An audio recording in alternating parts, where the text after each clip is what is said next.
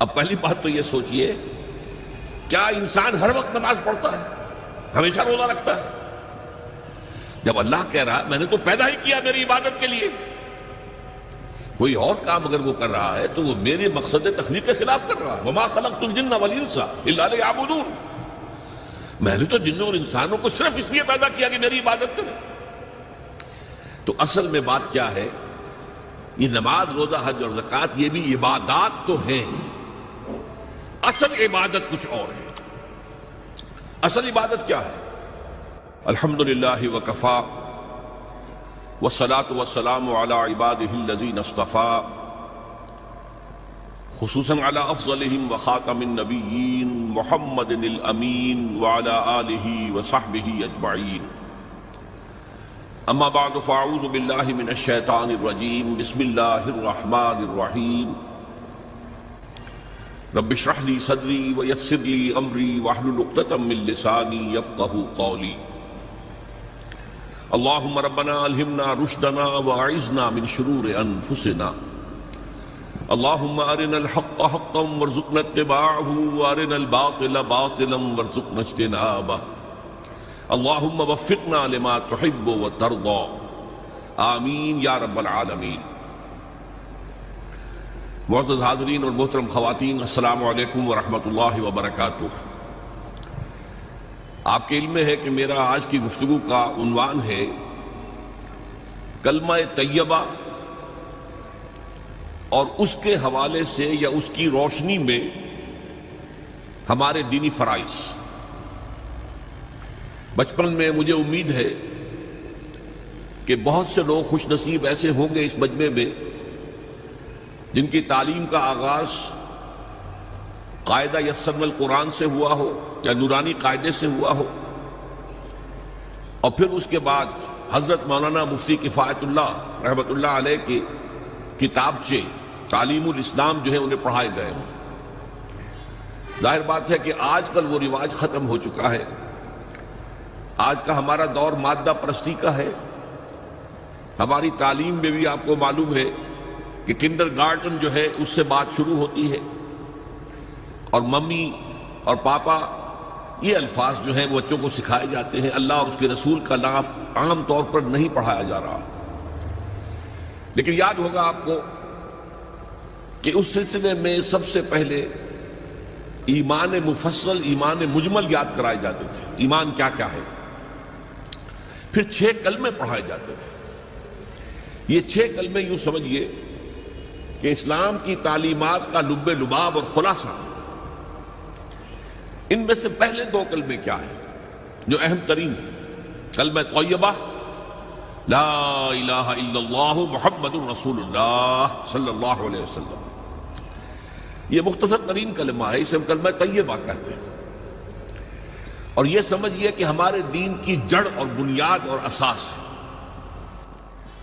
دوسرا کلمہ اسی میں لفظ شہادت کا اضافہ ہو کر اشہد ان لا الہ الا اللہ واشہد ان محمد الرسول اللہ صلی اللہ علیہ وسلم۔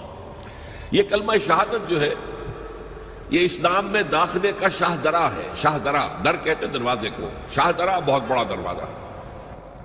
جو لوگ دلی سے واقف ہیں انہیں یاد ہوگا، معلوم ہوگا کہ دلی جو ہے وہ جمنا ندی یا جمنا دریا کے مغرب میں واقع ہے، اور مشرق سے جو بھی آتا ہے یو پی سے، اس کو پہلے ایک قصبے سے گزرنا پڑتا ہے، جس کے بعد پل آتا ہے جمنا کا، اور اس قصبے کا نام ہے شاہ درا۔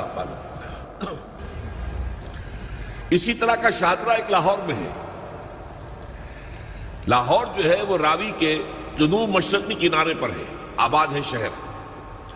اب جو بھی پشاور سے، سرحد سے، اسلام آباد سے، پورے پنجاب سے لوگ آتے ہیں تو انہیں لاہور میں داخل ہونے کے لیے دریائے راوی کراس کرنا ہوتا ہے، لہذا وہاں بھی ایک قصبہ ہے جس کا نام شاہ درا ہے۔ شاہ درا یہ بڑا در ہے کہ جس سے داخل ہو کر آپ دلی میں یا لاہور میں داخل ہوں گے۔ اسی طرح میں نے عرض کیا کہ اسلام میں داخلے کے لیے شاہ درا جو ہے وہ ہے اشہد ان لا الہ الا اللہ واشہد ان محمد رسول اللہ صلی اللہ علیہ وسلم۔ آج میں انہی 2 کے حوالے سے آپ کے سامنے کچھ باتیں رکھ رہا ہوں۔ باتیں بالکل بنیادی ہیں، اور میں سمجھتا ہوں کہ آپ کے ذہنوں کے اندر موجود ہیں۔ صرف یہ ہے کہ آپ نے شاید زیادہ کبھی شعوری طور پر توجہ نہ دی ہو اور ان کے بارے میں کہیں گہرا غور و فکر نہ کیا ہو۔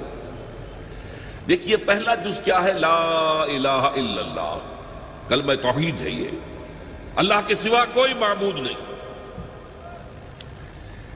اب اس کا تقاضا کیا ہے؟ اور دوسرا جز ہے محمد الرسول اللہ صلی اللہ علیہ وسلم، اس کا تقاضا کیا ہے؟ اللہ کے سوا کوئی معبود نہیں، معبود برحق صرف اللہ ہے۔ اس کا کیا مطلب ہے؟ عبادت صرف اس کی ہوگی، کوئی معبود نہیں اللہ کے سوا، عبادت اسی کی ہوگی۔ اس عبادت کا مفہوم کیا ہے؟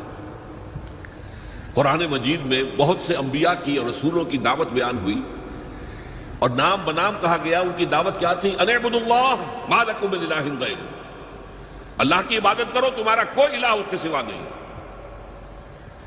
اس کے ساتھ ہی بعض صورتوں میں ایک لفظ کا اضافہ ہوتا ہے، سورہ شعراء میں ان اعبدوا اللہ واطیعون، عبادت اللہ کی کرو، میری اطاعت کرو۔ تو اللہ کی عبادت کیا ہے جس کے لیے سورہ زاریات میں فرمایا وَمَا خَلَقْتُ الْجِنَّ وَالْإِنسَ إِلَّا لِيَعْبُدُونَ، میں نے نہیں پیدا کیا ہے جنوں اور انسانوں کو مگر صرف اس لیے کہ میری عبادت کریں۔ تو معلوم ہوا کہ لا الہ الا اللہ کا تقاضا کیا ہے؟ ہمہ تن ہمہ وقت اللہ کی عبادت۔ یہ عبادت کیا ہے؟ بدقسمتی سے مسلمانوں پر جو زوال آنا شروع ہوا خلافت راشدہ کے بعد سے، ایک زوال اسلام کا شروع ہو گیا، اگرچہ مسلمانوں کا تو عروج جاری رہا۔ دور بنو امیہ میں، دور بنو عباس میں دنیاوی اعتبار سے سطوت، شان اور شوکت بڑھتی چلی گئی، لیکن اسلام جو ہے اس کے اندر زوال شروع ہو گیا۔ سب سے پہلا زوال کیا آیا؟ وہ خلافت کہ جو مسلمانوں کو اپنے میں سے کسی بہترین شخص کا انتخاب کر کے جس کا تعین ہونا چاہیے تھا، وہ خلافت موروثی عہدہ بن گئی، خاندانی بات بن گئی، قبائلی بات بن گئی۔ یہ ہمارے زوال کا پہلا منظر تھا۔ بہرحال اس کے بعد رفتہ رفتہ ہمارے تصورات بھی کچھ محدود ہوتے چلے گئے، ہوتے ہوتے بات یہاں تک پہنچی کہ عبادت کا مطلب ہے نماز، روزہ، حج اور زکوٰۃ۔ اب پہلی بات تو یہ سوچئے، کیا انسان ہر وقت نماز پڑھتا ہے، ہمیشہ روزہ رکھتا ہے؟ جب اللہ کہہ رہا میں نے تو پیدا ہی کیا میری عبادت کے لیے، کوئی اور کام اگر وہ کر رہا ہے تو وہ میرے مقصد تخلیق کے خلاف کر رہا ہے۔ وَمَا خَلَقْتُ الْجِنَّ وَالْإِنسَ إِلَّا لِيَعْبُدُونَ، میں نے تو جنوں اور انسانوں کو صرف اس لیے پیدا کیا کہ میری عبادت کریں۔ تو اصل میں بات کیا ہے؟ یہ نماز، روزہ، حج اور زکوٰۃ یہ بھی عبادات تو ہیں، اصل عبادت کچھ اور ہے۔ اصل عبادت کیا ہے؟ عبد کہتے ہیں غلام کو۔ غلام پچھلے زمانے کا تصور کیجئے، یہ ایسا نہیں تھا جیسے آپ کسی کو ملازم رکھ لیں۔ آج امپلائر امپلائی ریلیشن شپ یہ اور ہے۔ آپ نے کسی کو ملازم رکھا ہے، فرض کیجئے دہاڑی پر رکھا ہے، وہ 8 گھنٹے کام کرے گا پھر چھٹی کرے گا، اس کے بعد وہ آپ کا کوئی تابع نہیں ہے، آپ کا غلام نہیں ہے، بلکہ آپ کا بھی ایک ہی ووٹ ہوگا، جب الیکشن ہوگا اس کا بھی ایک ہی ووٹ ہوگا۔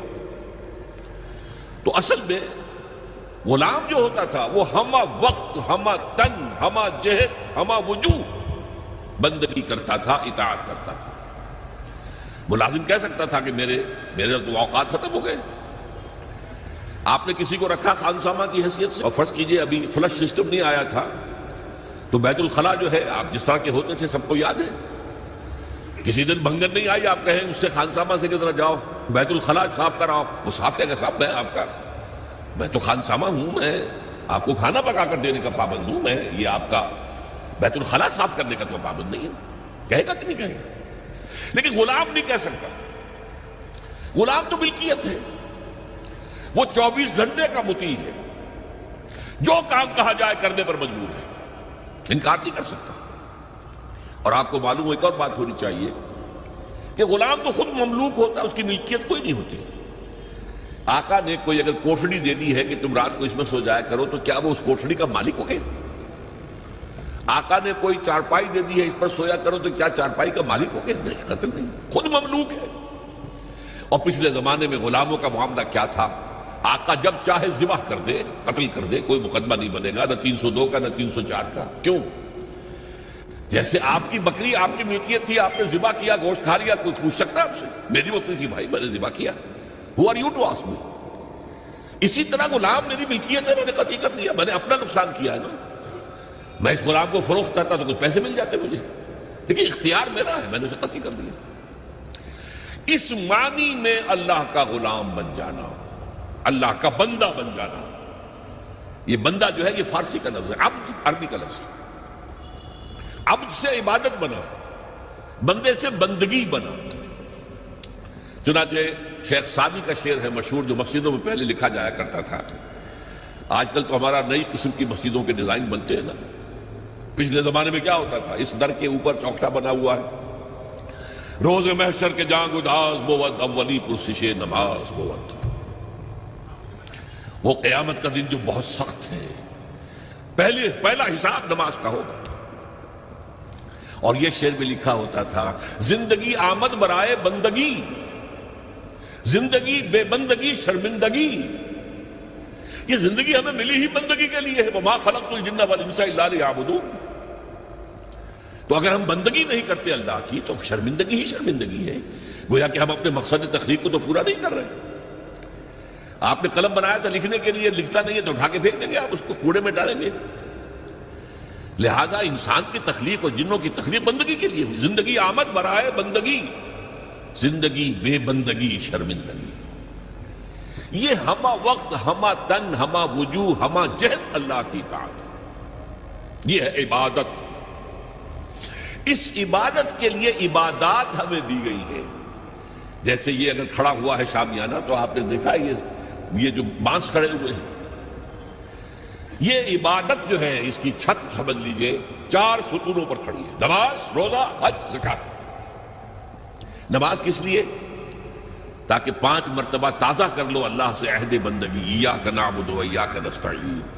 کہیں بھول مت جانا، صبح ہوئی ہے پہلے اپنا اللہ سے بندگی کا عہد تازہ کر لو، پھر دکان پہ جانا، پھر دفتر میں جانا، اور پھر دوپہر میں پھر نکلو، پھر تازہ کرو۔ وہ آپ کا لنچ آور ہوگا لیکن اس میں اللہ کو پہلے یاد کرو۔ پھر جب بہت زیادہ ایکٹیویٹی کا ٹائم ہوتا ہے شام کا، پھر یاد کرو اللہ کو عصر کے وقت، پھر مغرب کے وقت، پھر رات کو عشاء۔ 5 دفعہ یاد کرو اقم الصلاۃ لذکری، کہ تمہیں یہ بات یاد رہے کہ ہم اللہ کے بندے ہیں اور ہمارا کام بندگی ہے، ہمہ تن، ہمہ وجوہ، ہمہ وقت اللہ کی عبادت۔ روزہ کیوں دیا؟ تاکہ نفس کے اندر جو شیطنت ہے، ان النفس لامارۃ بالسوء، اس نفس کو کنٹرول کرنے کی عادت ہو جائے۔ بھوک برداشت کرو، کسی وقت کھانے کو حلال چیز نہیں مل رہی تو بھوک برداشت کرو، فوراً کسی حرام شے کے اندر منہ نہ مار دو، تمہارے اندر عادت ہونی چاہیے۔ پیاس شدید لگی ہوئی ہے تو اگر کوئی صحیح مشروب نہیں ہے تو ایسا نہ کرو کہ اب کیا کریں، یہاں پر تو سوائے جو شراب کا کچھ ملتا ہی نہیں تو لو شراب ہی پینا ہے۔ اس کے لیے مشق کرانے کے لیے 30 دن صبح سے شام تک جائز مشروب بھی نہ پیو، جائز کھانا بھی نہ کھاؤ، تاکہ تمہارے اندر صلاحیت پیدا ہو جائے کہ باقی 11 مہینوں میں ناجائز سے تو بچو۔ یہ ہے عبادت کے ساتھ ان عبادات کا تعلق۔ ایک بڑی ہمارے اندر جو ہے نفس کی خواہش، دولت پرستی، اس کو نکالنے کے لیے صدقہ، خیرات، انفاق، خرچ کرو، تاکہ یہ دولت کی محبت دل میں سے کھرچی جائے۔